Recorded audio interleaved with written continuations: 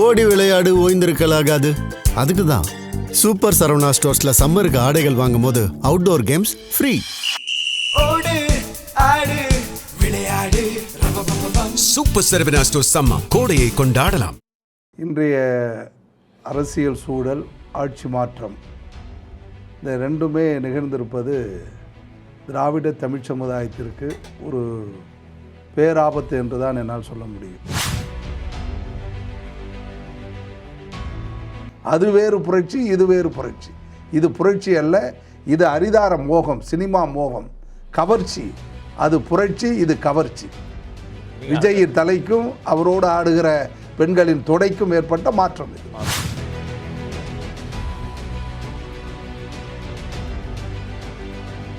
100 ரூபா நுழைவிச்சுட்டு 1000 ரூபாய்க்கு விற்றுட்டு அப்படி வந்த இந்த கூட்டம் தானே. இவங்க எப்படி ஆட்சி மட்டும் நல்லா நடத்துவாங்க? விஜய் ஆட்சி மாற்றத்துக்கு பின்புலத்தில் இருந்ததெல்லாம் ஆர்எஸ்எஸ் பாஜகவுடைய துணையோடு தான் ஆட்சி மாற்றம் நடந்திருக்குன்னு சொல்றேன். கண்டிப்பாக கண்டிப்பாக அப்படி இது பார்ப்பன ஊடகங்களும் பார்ப்பனர்களுடைய சதிதான். ஆர்எஸ்எஸ்னுடைய கொள்கையில் பாரதிய ஜனதா வந்துவிடக்கூடாது என்பதற்காக இந்த காங்கிரஸை நாங்கள் தாங்கி பிடிச்சோம். ஒன்றிய அரசு திராவிட மாடல் ஆட்சியை வீழ்த்துவதற்கு விஜயை கருவியாக பயன்படுத்தி கொண்டார்கள். சினிமாவில் நடித்த கதாநாயகனை அரசியல் கதாநாயகனாக மாற்றிருக்கிறார்கள். எப்படி அரிதாரம் பூசியவன் வேர்வை வந்தால் உண்மை முகம் தெரிந்துவிடும். திமுக ஒரு காலத்தில் எம்ஜிஆர் அப்படித்தான் சொன்னாங்க. இல்ல, எம்ஜிஆர் அவர் சாகர வரைக்கும் நம்ம திமுக ஆட்சிக்கு வர இல்ல. நிச்சயமாக மீண்டும் முதல்வர் முத்துவேல் கருணாநிதி ஸ்டாலின் என்று பொறுப்பேற்பார். அது ஓராண்டோ ஈராண்டுகளில் நடைபெறும். இதே திராவிட மாடல் ஆட்சி தொடரும்.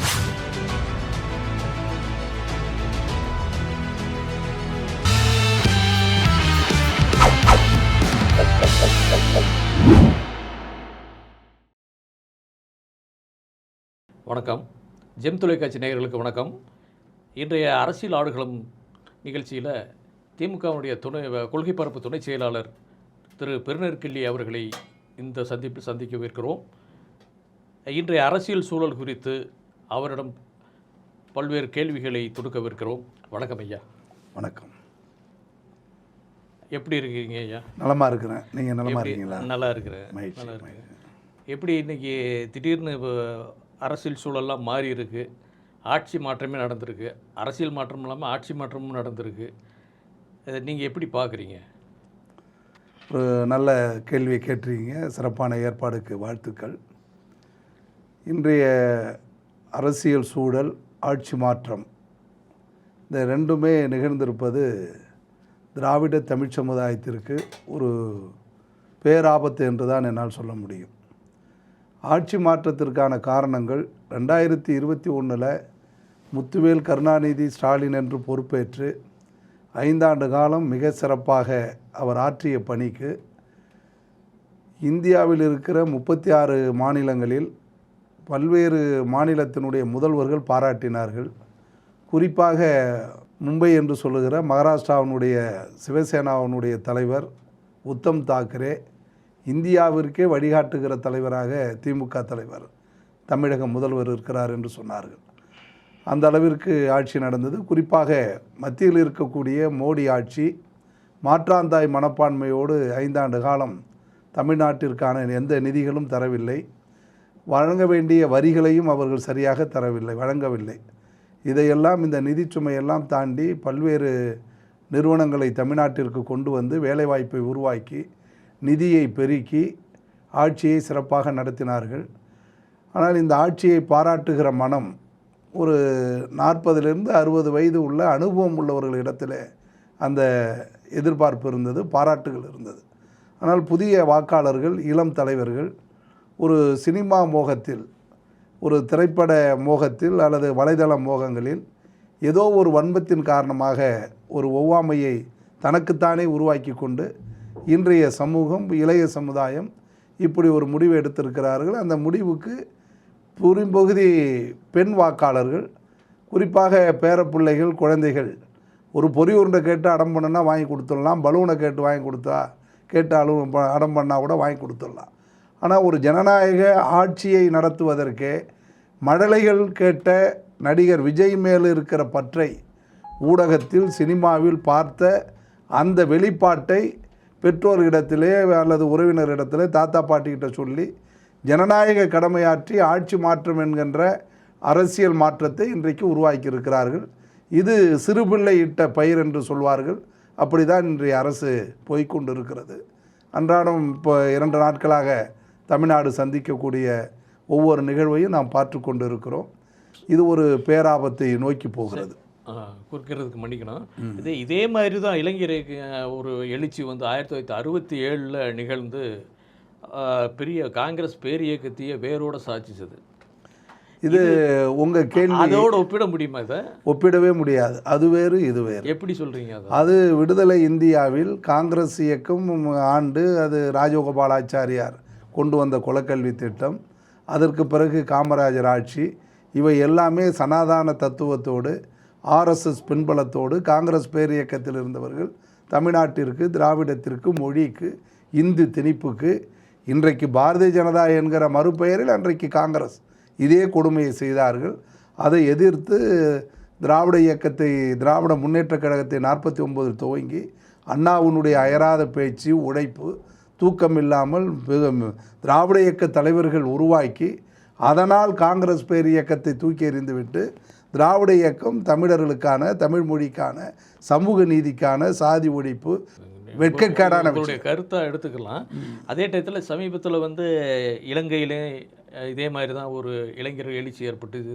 ஜென்சி போராட்டம் அதே மாதிரி தான் நேபாளத்துலேயும் நடந்துச்சு, பங்களாதேஷ்லேயும் நடந்துச்சு. இதெல்லாம் அதனுடைய தொடர்ச்சி தானே இதுவும்.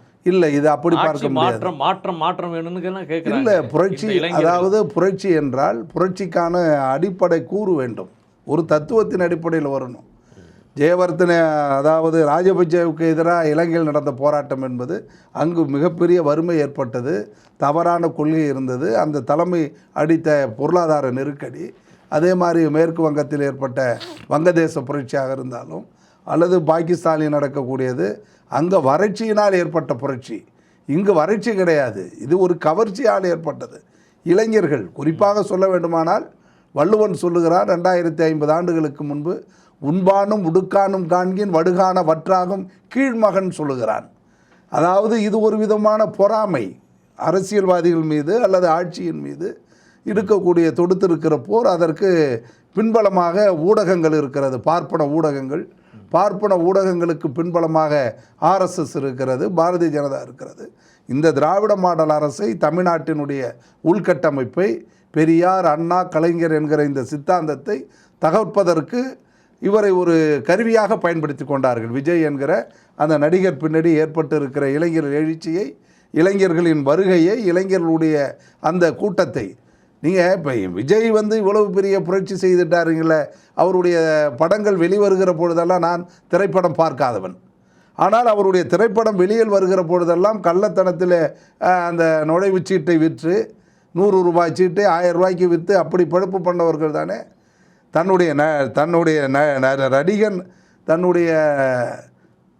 நடிகர் தான் பார்க்க போகிற திரைப்படத்தை, டிக்கெட்டை, அந்த நுழைவுச்சீட்டை 1000 ரூபாய்க்கு, 100 ரூபா நுழைவுச்சீட்டை 1000 ரூபாய்க்கு விற்றுட்டு அப்படி வந்த இந்த கூட்டம் தானே.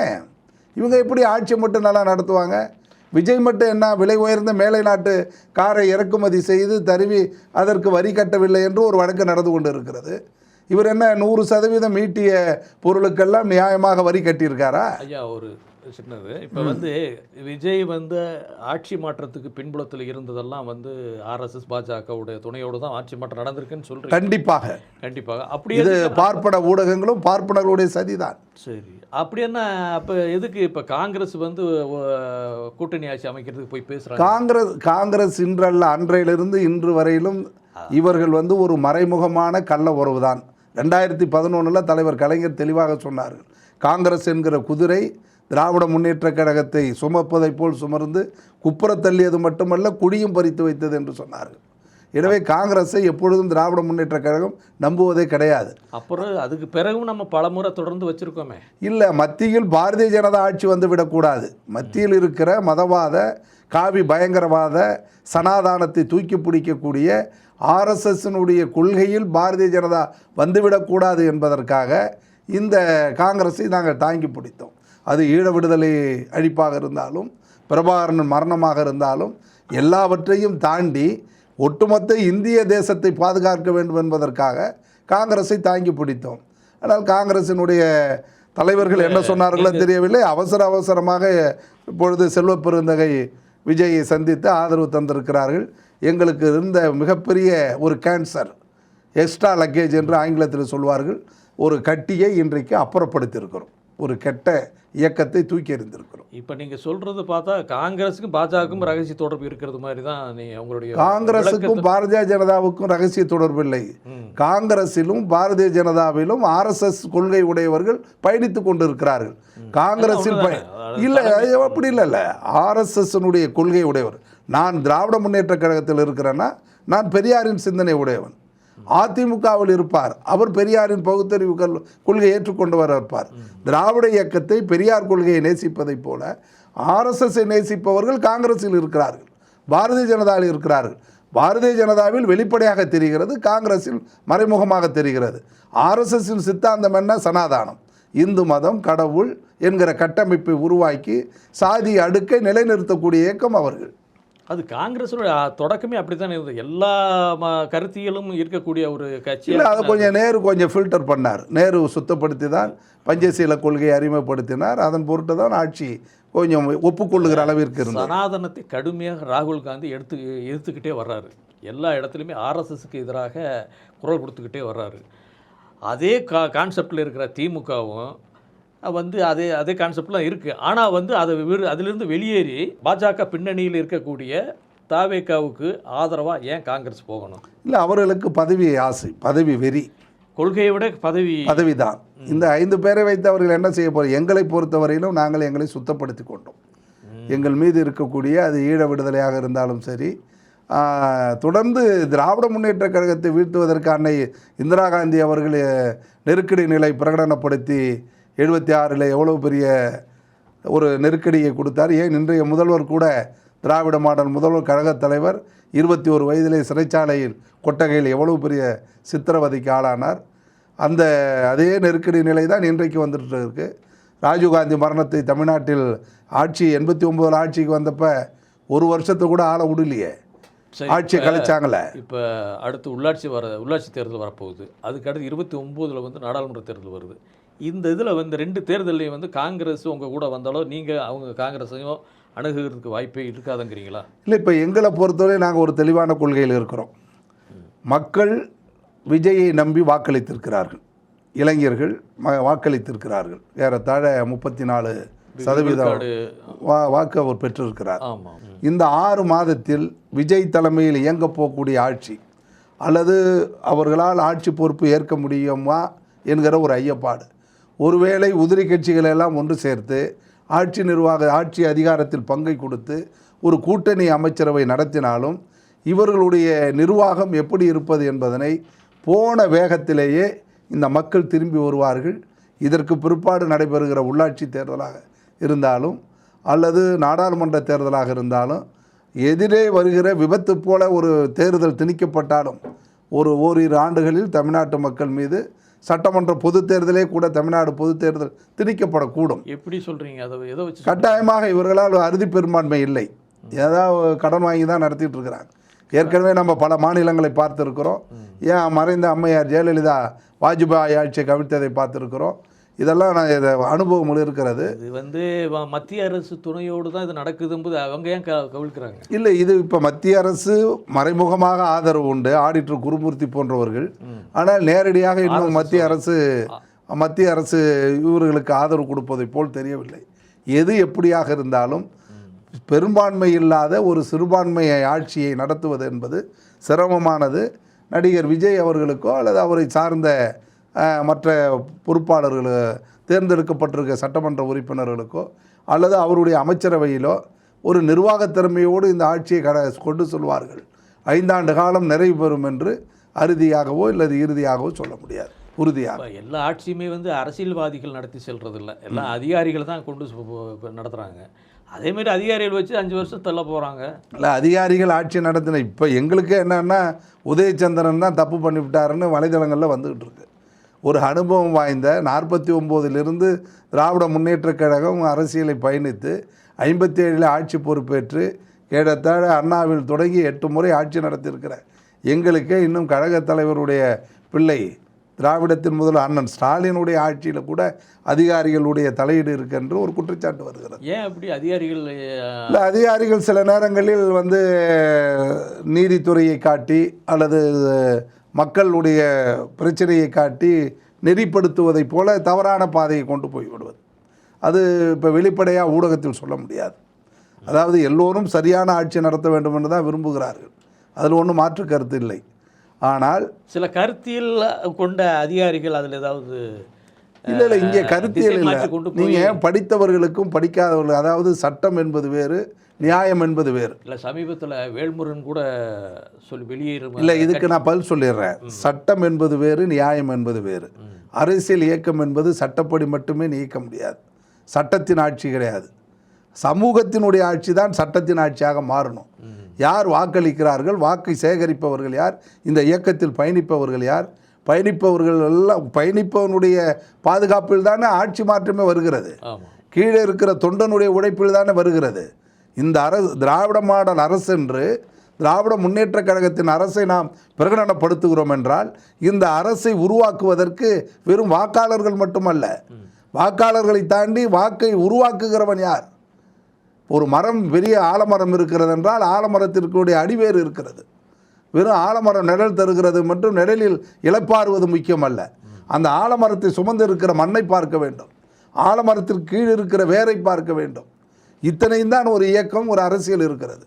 அப்படி தான் உருவாக்கப்படுகிறது. ஆனால் இது அரசு ஊழியர்கள் தன்னுடைய பயணத்திற்கு ஊதியத்தை, சம்பளத்தை எதிர்பார்க்கிறார்கள். ஆனால் கீழே களப்பணி ஆற்றுபவன் என்ன செய்வான்? இதெல்லாம் பல விஷயங்கள் இருக்குது. அதில் அரசு ஊழியர்களுடைய அந்த நிர்வாகம் என்பது அரசியலுக்கு பொருந்தாத ஒன்று. இல்லை, அரசு ஊழியர்களுடைய தபால் வாக்கு ஓட்டுகள் இதுலேயே பார்த்தீங்கன்னா அதில் அவங்களுக்கு தான் அதிகமாக. இது அரசு ஊழியர்கள் படித்தவர்கள்.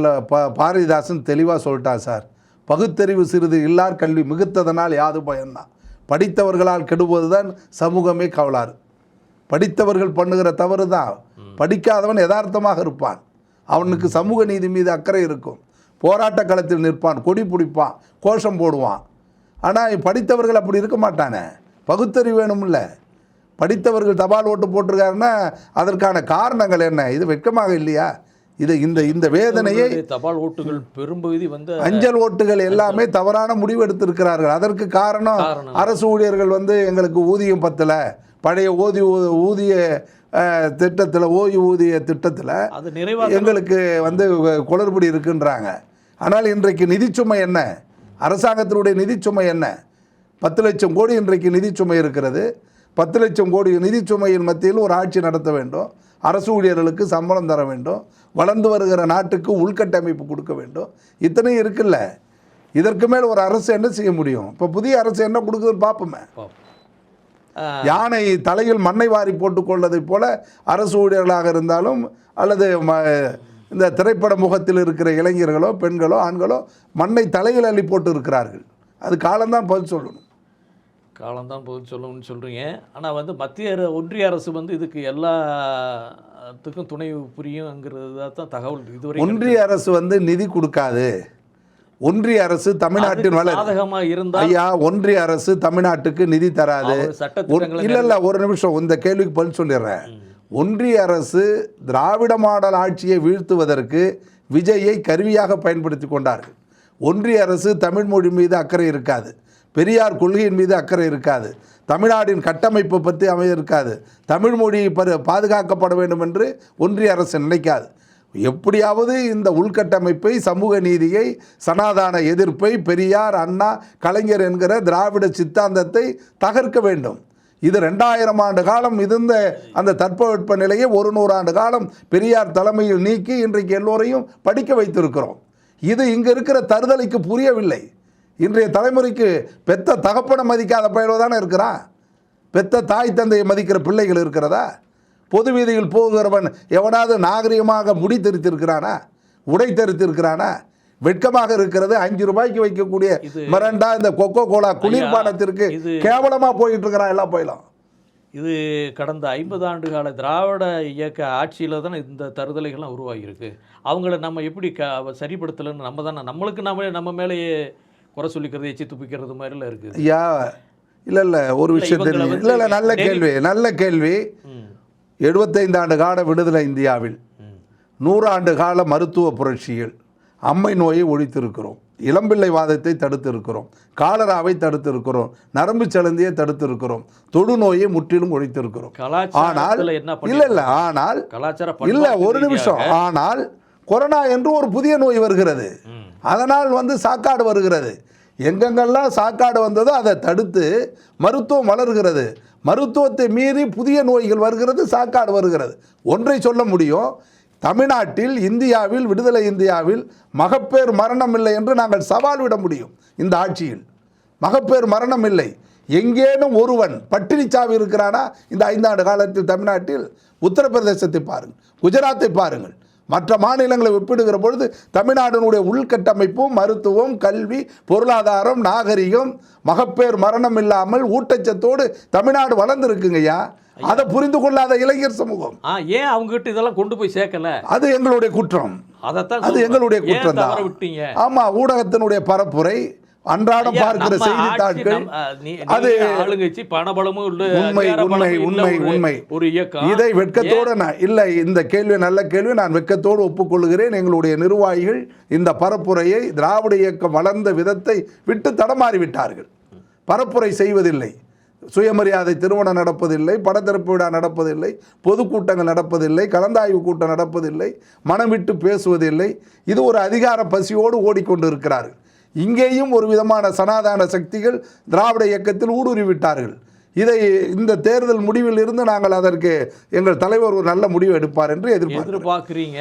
ஆனால் அது மறுபடியும் அது அந்த மாதிரி முடிவுகள் எடுக்கிறதுக்கு வாய்ப்பு இல்லைங்கிறது மாதிரி தான் இல்லை. புத்தி கொள்முதலும் படிப்படையும் இல்லாமல் இருக்காது, எடுத்துக்கொள்வார்கள் நிச்சயமாக. இனி வரும் காலங்களில் திராவிட முன்னேற்றக் கழகம் எப்படி துவங்கிய பொழுது கொள்கை வழிப்படுத்தப்பட்டதோ, நெறிப்படுத்தப்பட்டதோ, அரசியல் படுத்தப்பட்டதோ அதுபோல் படுத்தப்படவில்லை என்றால் நீத்து போகும், இயக்கம் நீத்து போகும். இது போன்ற புதிய சக்திகள், அரிதார கூட்டங்கள் கபலீகரம் செய்யும். இப்போ இந்த இவ்வளவு திமுகவுடைய தோல்விக்கு அதனுடைய தேர்தல் வியூகத்தில் ஏதாவது தவறுகள் இருக்க ஐயா? இல்லை, தேர்தல் வியூகம் என்பது திராவிட முன்னேற்ற கழகம் மாதிரி தேர்தலுக்கு ஓராண்டுகளுக்கு முன்பே 234 சட்டமன்ற தொகுதியிலும் பார்வையாளர்களை நியமனம் செய்து முறையாக ஓரணியில் தமிழ்நாடு என்று உறுப்பினர் சேர்க்கை ஒரு போட்டியை உருவாக்கி, செயற்கையாக போட்டியை உருவாக்கி எல்லா தொகுதியிலும் 1 லட்சம் 1.5 லட்சம் சாவடிக்கு 100 வாக்கு கூடுதலாக கொண்டு வரணும்னு முயற்சி பண்ணோம். இல்லை, கட்டமைப்பு, BLA2 வாக்குச்சாவடி முகவர்கள், BLC எல்லாமே சரியாக அமைந்தது. ஆனால் இது இப்படி ஒரு கிராமத்தில் ஒரு பாடல் வரும், கொலையா முந்திரிக்கா, கொள்ளையடித்தவன் எங்கே இருக்கான், கூட்டத்தில் இருப்பான் கண்டுபிடி என்று ஒரு பாடல் வரும். அது மாதிரி குடும்பத்துக்குள்ளேயே இது முழுக்க ஒன்றை சுருக்கமாக சொல்ல வேண்டுமானால், தந்தை பெரியார் 1973 சாவதற்கு முன்பு ஒன்று சொன்னார். நான் இந்த மக்களை 3 நோயிடம் இருந்து விட்டு செல்ல போகிறேன் என்று சொன்னார். ஒன்று மதம், இன்னொன்று சாதி, இன்னொன்று சினிமா போதை. இதை தான் MR ராதாவும் தடுத்தார். சினிமா போதை கூடாது என்று சொன்னார். ஆனால் இன்றைய சமூகம் சினிமா போதையில் இருக்கிறது. சினிமா போதையில் இருக்கிற கதாநாயகன் நிஜம் வாழ்க்கையில் பார்க்கிறார்கள். ஆட்சி நிர்வாகத்தை பொறுத்து தான் நீங்கள் புரியும்.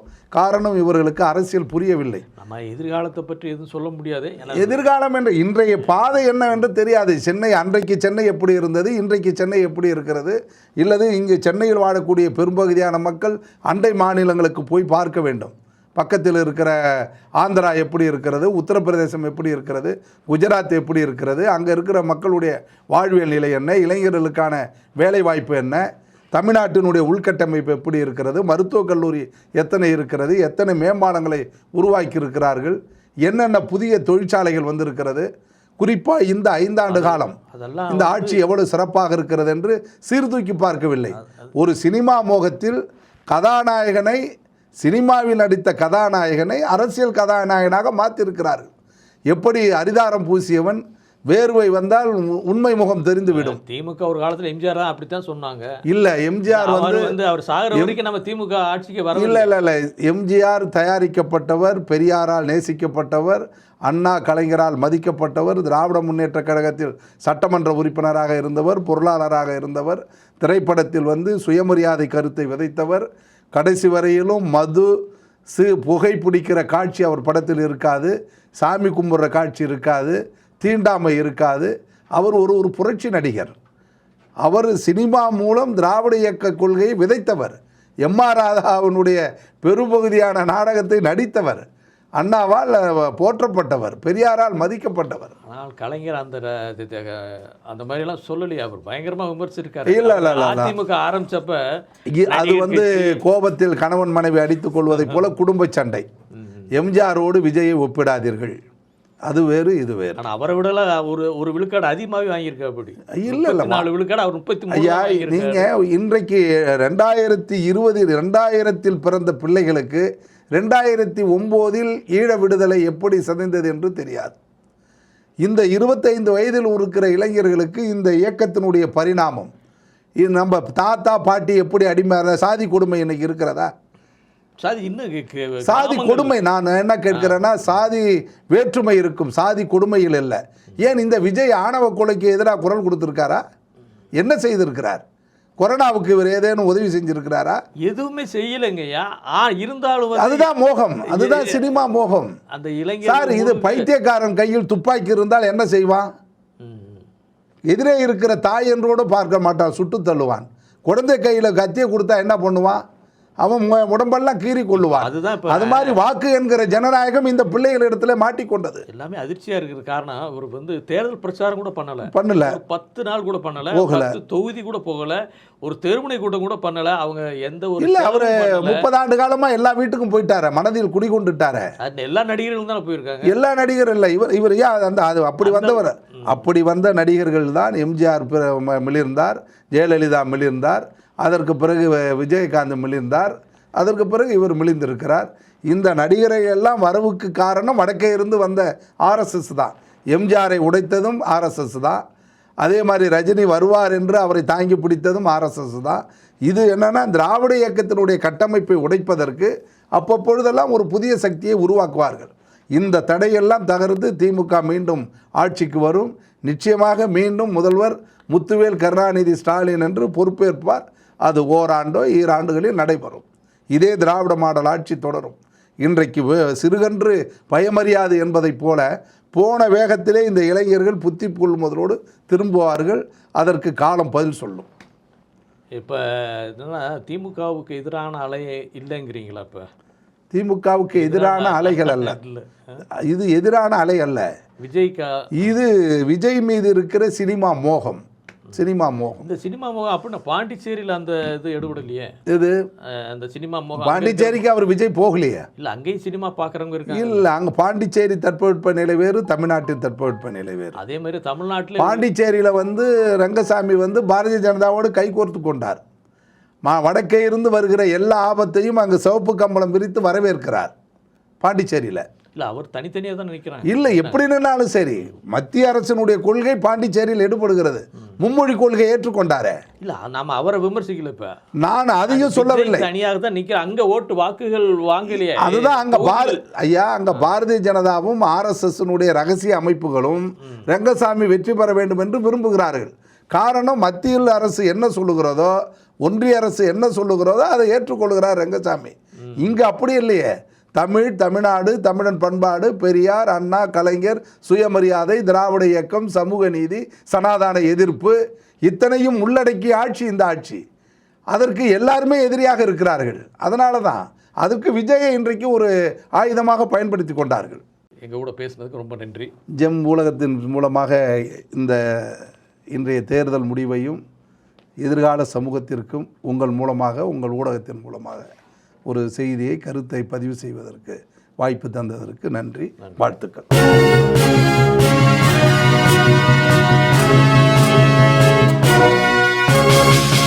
ஓடி விளையாடு, ஓய்ந்திருக்கலாகாது. அதுக்கு தான் சூப்பர் சரவணா ஸ்டோர்ஸ்ல சம்மருக்கு ஆடைகள் வாங்கும் போது அவுட்டோர் கேம்ஸ் ஃப்ரீ. ஓடு ஆடு விளையாடு. சூப்பர் சரவணா ஸ்டோர்ஸ் சம்மர் கோடையை கொண்டாடலாம்.